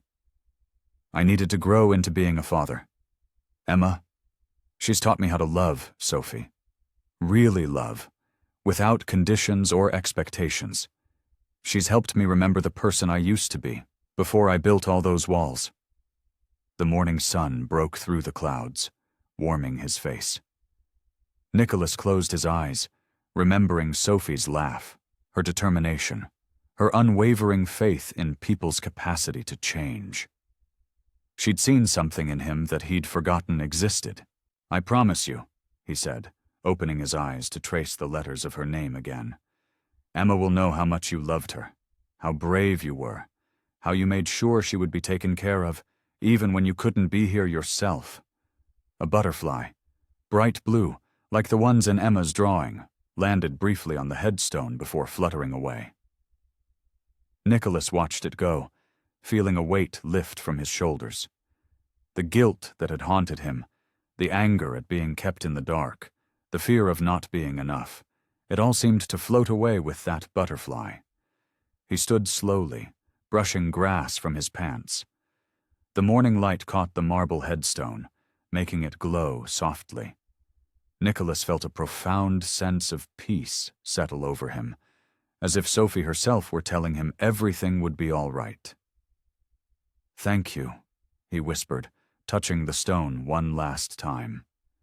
"Thank you for giving me our daughter." Nicholas sat in his home office, reviewing documents through bleary eyes. The morning sun streamed through tall windows, casting warm light across the mahogany desk. He'd been up since dawn, trying to catch up on work while Emma still slept. These days, his schedule revolved entirely around her, a change that still amazed him. A soft knock interrupted his thoughts. Martha, Emma's caregiver, appeared in the doorway, her face bright with excitement. "Mr. Hell, you need to come quickly. Emma's trying something new." Nicholas was on his feet instantly, papers forgotten. He followed Martha to the playroom they'd created for Emma, his heart racing with both anticipation and worry. The room, once a formal sitting area, was now filled with soft colors and toys. Physical therapy equipment lined one wall, reminders of Emma's ongoing recovery. Emma stood at one end of the room, gripping a support bar with determination etched on her small face. Her physical therapist, Dr. Chen, knelt nearby, ready to catch her if needed, Nicholas's breath caught in his throat. After months of watching Emma struggle to regain her strength, seeing her standing independently felt like a miracle. "Papa," Emma called out, her face lighting up when she saw him. "Look what I can do!" Nicholas moved closer, careful not to break her concentration. "I'm watching, sweetheart," he said softly, his voice thick with emotion. Emma's tongue poked out slightly as she focused, a habit that reminded him so much of Sophie. She lifted one foot carefully, then the other. Her legs trembled with effort, but her grip on the support bar remained steady. "That's it, Emma. Dr. Chen encouraged. Just like we practiced. Nice and slow. Nicholas watched, his heart pounding, as Emma took one tentative step forward. Then another. Her face showed the same determination he'd seen countless times in business meetings. But this was different. This wasn't about profits or power. This was pure courage. "I'm doing it!" Emma exclaimed, her voice wobbling with excitement and effort. She took another step, then another. Nicholas found himself moving alongside her, matching her pace. Each step she took felt like a victory, a testament to her strength and resilience. He remembered the countless nights spent by her hospital bed, praying for her recovery. Now here she was, defying all odds. Martha wiped tears from her eyes as she watched. Even Dr. Chen, who had seen many children through similar recoveries, smiled broadly. But Nicholas barely noticed them. His entire world had narrowed to his daughter's determined face and those precious steps. Emma reached the end of the support bar and looked up at him, her eyes shining. "Papa, I walked. Did you see?" Nicholas knelt down to her level, opening his arms. Without hesitation, Emma let go of the bar and took 2 wobbly steps into his embrace. He caught her, holding her close as emotion overwhelmed him. "I saw everything, sweetheart," he whispered into her hair. "You did so well. I'm so proud of you." Emma pulled back slightly, placing her small hands on either side of his face.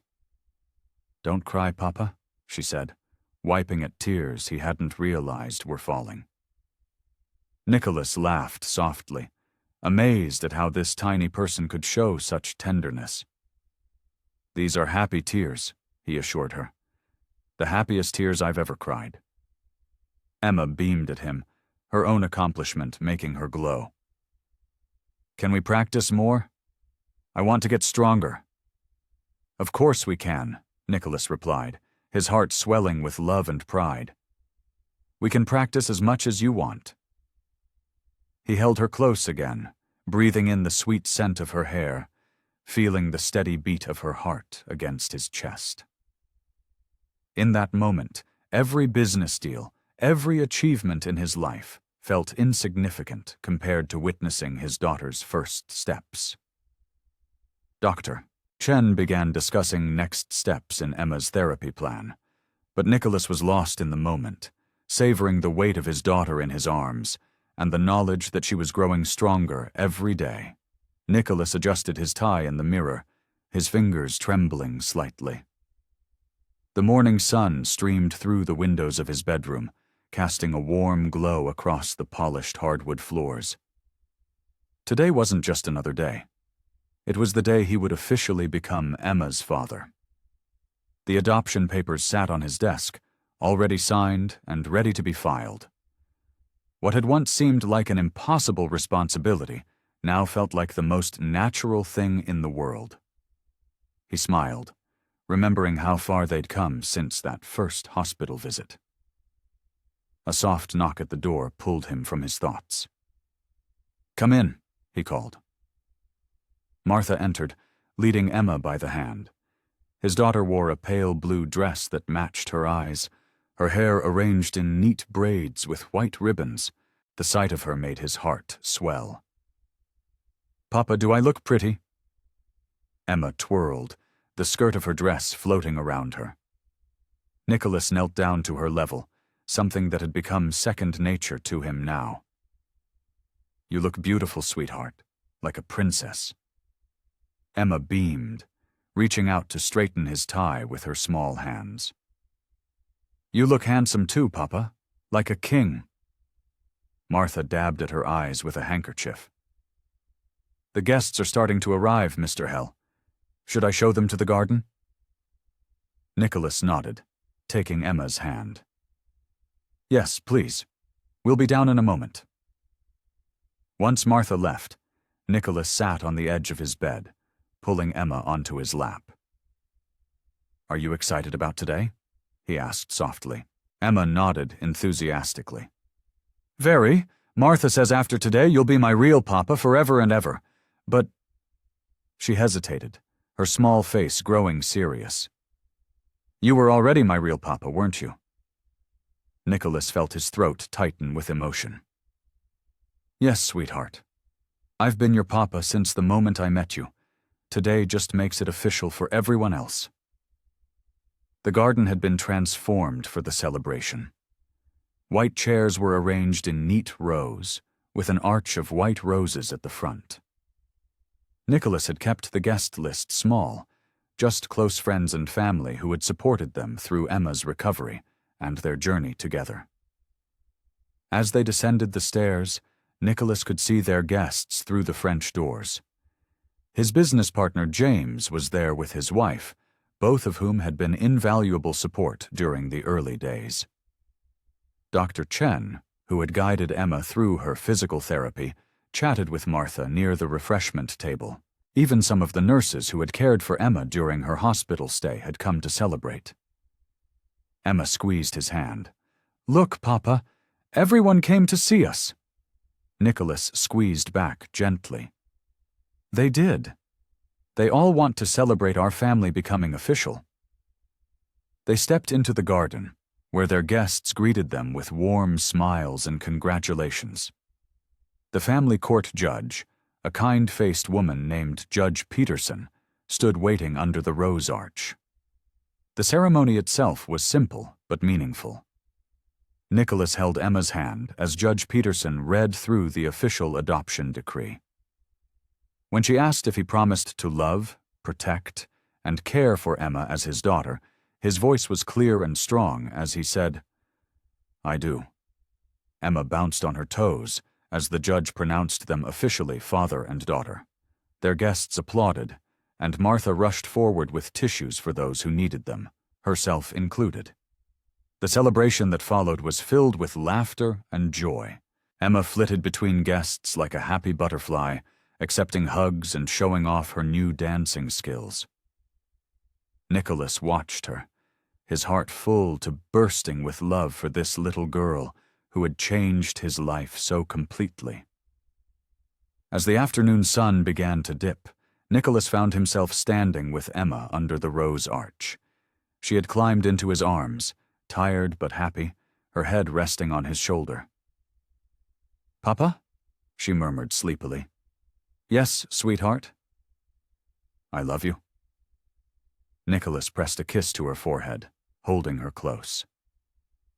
Around them, their guests chatted and laughed. The garden was beautiful in the golden light, and his daughter, his officially, legally recognized daughter, was safe in his arms. Nicholas watched from a park bench as Emma cautiously approached the playground. Her steps were still a bit unsteady, a reminder of her long recovery, but her determination shone through with every movement. The autumn sun cast long shadows across the mulch-covered ground, and fallen leaves crunched beneath her careful footsteps. "Go on," he encouraged softly, though she was too far to hear him.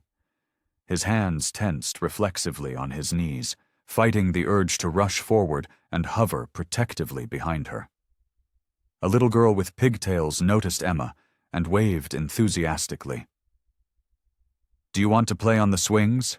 she called out. Nicholas held his breath, watching Emma's response.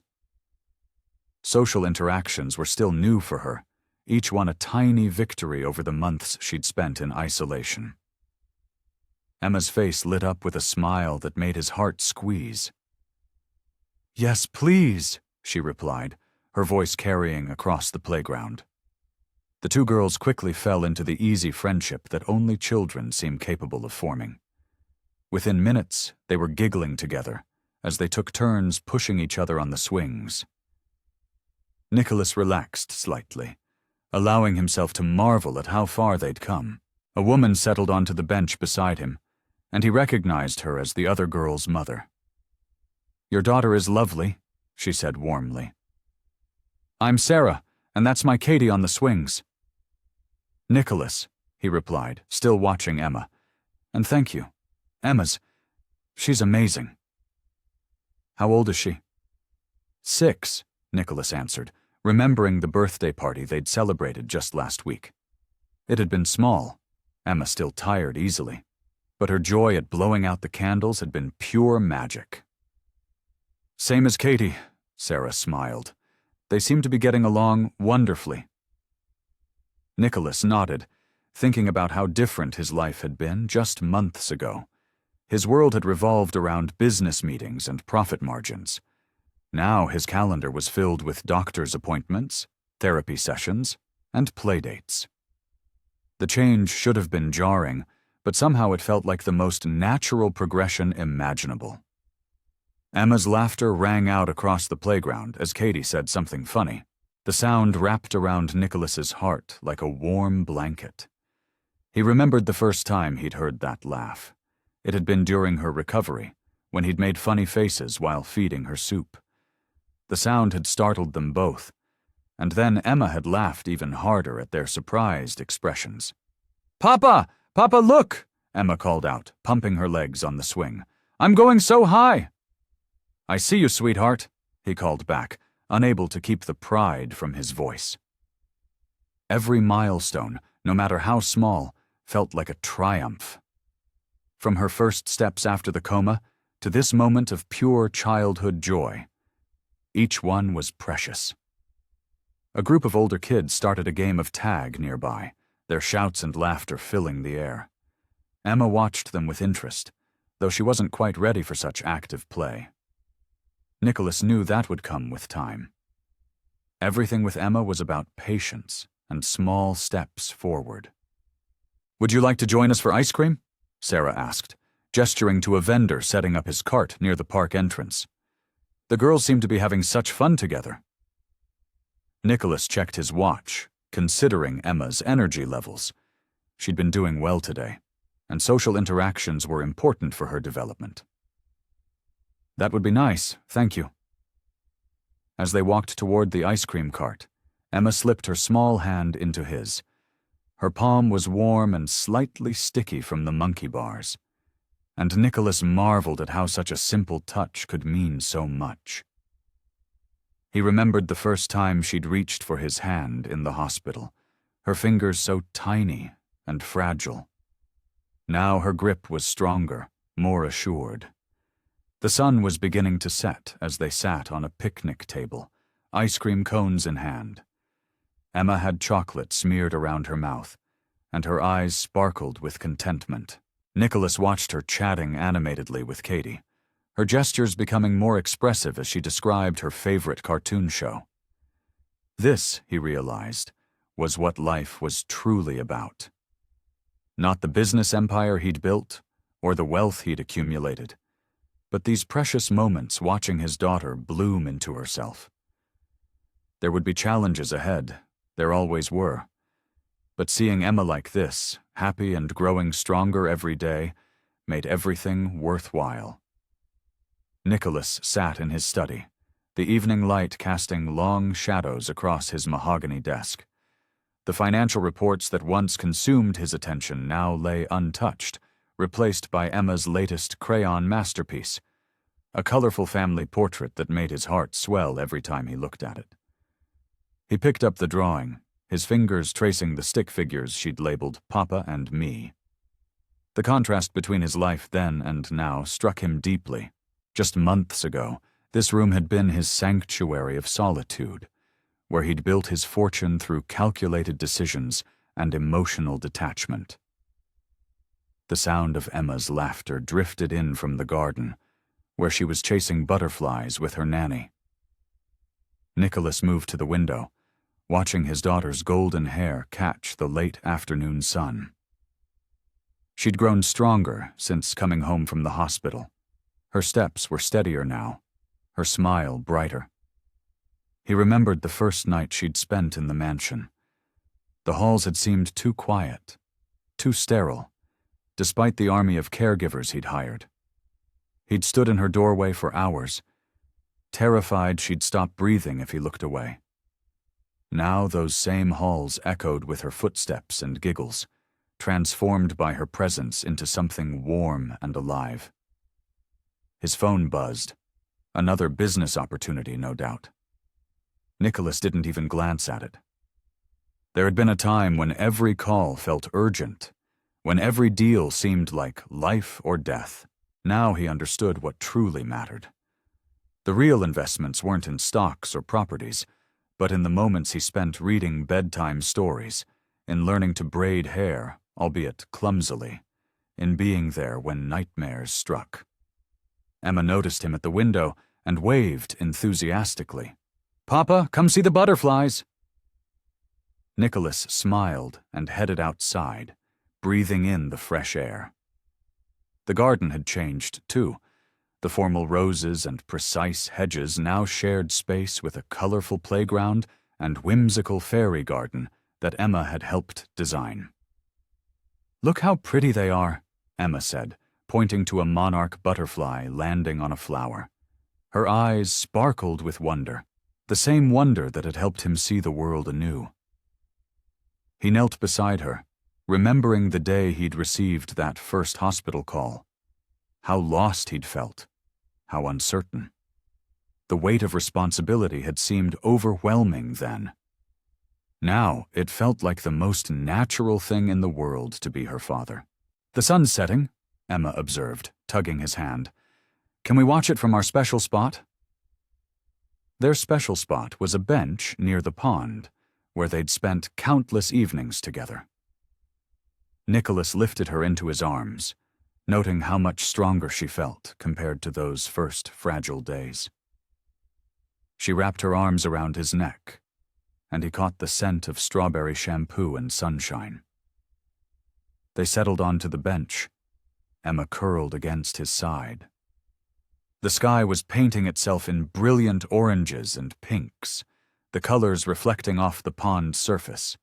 A family of ducks swam past, the babies following their mother in a perfect line. "Papa?" Emma's voice was soft, thoughtful. "Are you happy?" Nicholas looked down at his daughter, this miraculous gift he never knew he needed. The question was simple, but it made him pause. Happiness had once seemed like such a complex equation, something to be achieved through success and power. Now he knew better. "Very happy," he answered, and meant it with every fiber of his being. He pulled her closer as the sun continued its descent, painting the world in golden light. The peace he felt in this moment was something his younger self wouldn't have recognized, something his old life of wealth and solitude could never have provided. In the growing twilight, Nicholas felt the truth of how far they'd come. The mansion behind them was no longer just a house, but a home. His life was no longer just a series of achievements, but a journey shared with the daughter who had changed everything. As Emma's breathing grew steady against his side, Nicholas watched the last rays of sunlight paint the sky, feeling a contentment that no business deal could ever match. Nicholas sat in the plush rocking chair, Emma nestled against his chest as he held the worn copy of The Little Prince. The nursery, once a hastily prepared space filled with uncertainty, had evolved into their sanctuary. Soft evening light filtered through gauzy curtains, casting gentle shadows on the pale blue walls decorated with hand-painted butterflies. Emma's choice. "Just one more chapter, Papa?"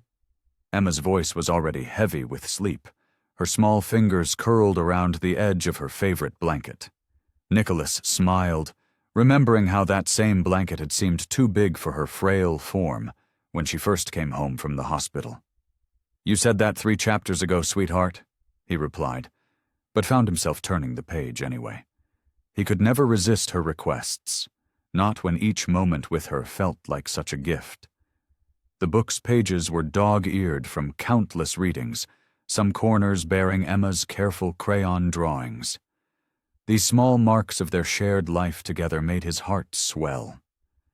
How different everything was now from those first awkward days when he'd struggled to even hold her properly.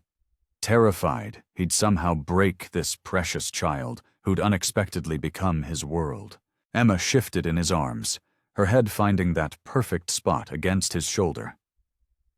"I like how you do the voices," she murmured, fighting to keep her eyes open. Nicholas continued reading, his voice soft and warm in the quiet room, adding different inflections for each character just the way she loved. The nursery around them told the story of their journey together. Photos lined the shelves, Emma's first steps, her first attempt at painting, the two of them building a snowman last winter. Each image captured a moment when the walls he'd built around his heart had crumbled a little more. Nicholas paused in his reading to watch Emma's face. Her features had softened with approaching sleep, but he could still see traces of Sophie there, in the curve of her cheek, the shape of her eyes. It no longer brought pain to see these resemblances. Instead, they felt like precious reminders of the friend who had trusted him with their greatest treasure. The evening light was fading now, casting long shadows across the room. The collection of stuffed animals Emma had accumulated sat watching from their shelf, silent witnesses to this nightly ritual. Her latest artwork hung proudly on the wall, a family portrait where they both wore impossibly wide smiles, surrounded by hearts and flowers. Nicholas felt Emma's breathing deepen, her small body growing heavier against him. The book slipped forgotten onto his lap as he simply held her, marveling at how perfectly she fit in his arms now. Gone was the businessman who measured success in profits and acquisitions. In his place was a father who counted success in bedtime stories, sticky kisses, and crayon masterpieces. The room held such peace in these moments. The gentle whir of the air conditioning, the distant sounds of the city beyond their windows, the soft ticking of the clock on the wall, all of it faded into a perfect quiet that wrapped around them like a blanket. This was what home felt like, he realized. Not the mansion's grand architecture or expensive furnishings, but this, his daughter's trust as she drifted to sleep in his arms. Emma's fingers relaxed their grip on her blanket as sleep finally claimed her. Nicholas carefully marked their place in the book and set it aside, not wanting to disturb her. In the growing darkness, he could make out the gentle rise and fall of her chest, the peaceful expression on her face that spoke of complete security and love. A wave of gratitude washed over him as he held his sleeping daughter. Gratitude for Sophie's faith in him, for Emma's unwavering love, for the chance to become the father he never knew he could be. The nursery walls had witnessed his transformation from a man who once thought he had everything to one who finally understood what everything truly meant. As Emma snuggled closer in her sleep, Nicholas pressed a gentle kiss to her forehead. "Thank you, Sophie," he whispered into the quiet room, his words carrying all the love and gratitude his heart held.